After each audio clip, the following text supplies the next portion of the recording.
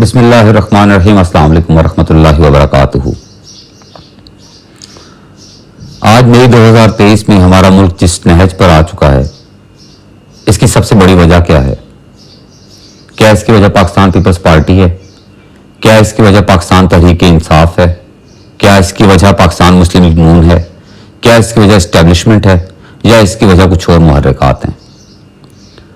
मेरी नाकिस राय के मुताबिक आज हम जिस स्टेज पर आ चुके हैं, जहाँ पे हम मुख्तलिफ ग्रोहों में तकसीम हो चुके हैं, इसकी वजह ना पाकिस्तान पीपल्स पार्टी है, ना पाकिस्तान मुस्लिम लीग नून है, ना इसकी वजह पाकिस्तान तहरीक इंसाफ है। इसकी सबसे बड़ी वजह हमारा वो बोसीदा और करप्ट मुआशरती निज़ाम है जहाँ पर अकाउंटेबिलिटी नहीं है। इसकी सबसे बड़ी वजह हमारे मुआशरे के अंदर सुप्रीमेसी ऑफ लॉ नहीं है, लिमिटेड अकाउंटेबिलिटी है। हम जिसको चाहते हैं हीरो बना देते हैं, जिसको चाहिए हम जीरो कर दें। इसकी एग्जाम्पल्स इस तरह आप ले लीजिए कि जब प्रोजेक्ट इमरान खान परवान चढ़ रहा था, उस समय दो पार्टियां आवाम के अंदर बहुत ज़्यादा मकबूल थी, पाकिस्तान पीपल्स पार्टी और पाकिस्तान मुस्लिम लीग नून, जिसमें मुस्लिम लीग नून जो है वो ज़्यादा मकबूल थी as compare to Pakistan Peoples Party. अब मिशन इमरान खान को परवान चढ़ाने के लिए इन दोनों पार्टियों के खिलाफ एक डिफरेंट किस्म के एजेंडाज और डिफरेंट किस्म के एलिगेशंस मार्केट में इंट्रोड्यूस करवाए गए, जिसमें जरदारी साहब के खिलाफ कि वो हुसैन हक्कानी के थ्रू मिलकर अमरीकी एस्टेब्लिशमेंट के साथ अपने ताल्लुकात उस्तवार कर रहे हैं, जिसमें नवाज शरीफ साहब के खिलाफ मेमो गेट्स, डॉन लीक्स वगैरह निकाली गई, जिसमें जरदारी अपना नवाज शरीफ साहब के खिलाफ इल्ज़ाम लगाया गया कि नरेंद्र मोदी के साथ उनकी यारी है। अटल बिहारी वाजपेयी के दौरा लाहौर को सफारती दौरे से ज़्यादा गद्दारी और नवाज शरीफ साहब की गद्दारी उनके कैरेक्टर असैसिनेशन के लिए इस्तेमाल किया गया। लिमिटेड अकाउंटेबिलिटी की बात करें तो जो एक तरफ जहां पर अवामी पार्टियों के खिलाफ इस किस्म की मुहिम जो ही चल रही थी, उसी दौरान खान साहब कंटेनर पे खड़े होके बिल फाड़ रहे थे और अवाम को कह रहे थे कि तुमने बिल जमा नहीं करवाना, in other word simple civil नाफरमानी का कह रहे थे। उसी दौरान पीटीवी की बिल्डिंग पर हमला होता है, आपके दीगर सरकारी अमलाक पर धावा बोला जाता है, उन चीज़ों को निगलेक्ट कर दिया जाता है। हमारे एक वजीर स्टेज पर खड़े होकर नारा लगाते हैं, जलाओ, घिराओ, मारो, मरो, निगलेक्ट कर दिया जाता है।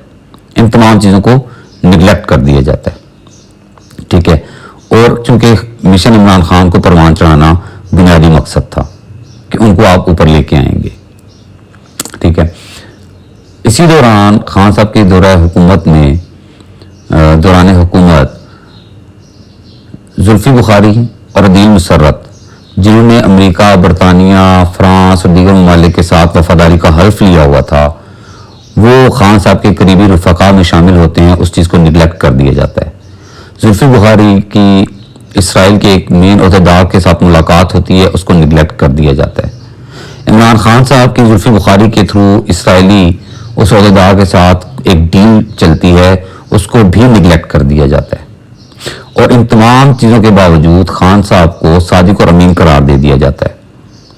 अब जहाँ तक सादिक और अमीन की हम बात करते हैं, तो मेरी ज़ाती राय के मुताबिक हमारे इस पाकिस्तान में 22-24 करोड़ की आबादी के अंदर 9, 10, 11 साल के बच्चे के अलावा कोई भी सादिक और अमीन नहीं है। ये उनका कसूर नहीं है हमारी पॉपुलेशन का, क्योंकि हम एक ऐसे माशरती और करप्ट सिस्टम के अंदर जी रहे हैं जहाँ पे हम सादिक और अमीन हो ही नहीं सकते।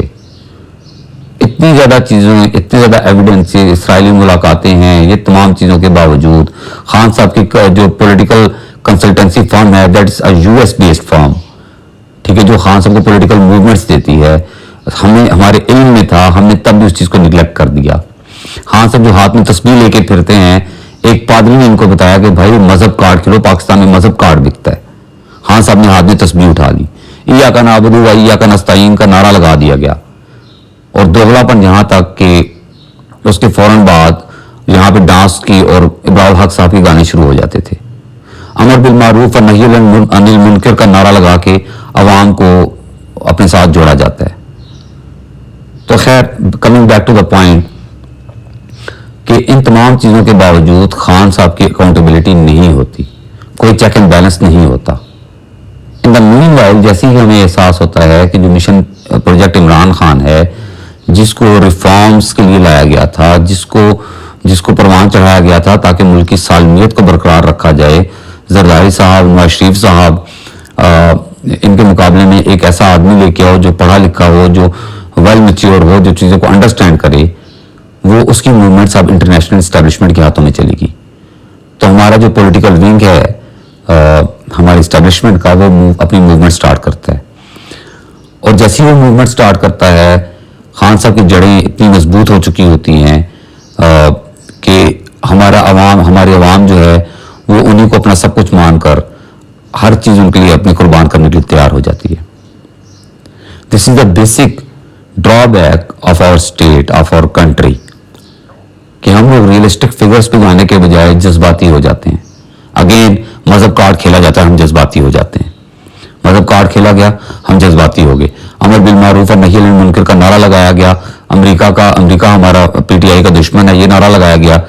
جبکہ جب امریکی خط دکھایا گیا عوام کو، اس کے فوراً بعد اسلام آباد کے ایک مشہور ہوٹل میں امریکی عہدیداران کی اور پی ٹی آئی کے کچھ لوگوں کی آپس میں ایک ملاقات ہوتی ہے. اگر ہمیں امریکہ پی ٹی آئی کے خلاف تھا تو امریکی وزیر خارجہ کا فواد چودھری صاحب کے گھر پہ وزٹ کیوں ہوا؟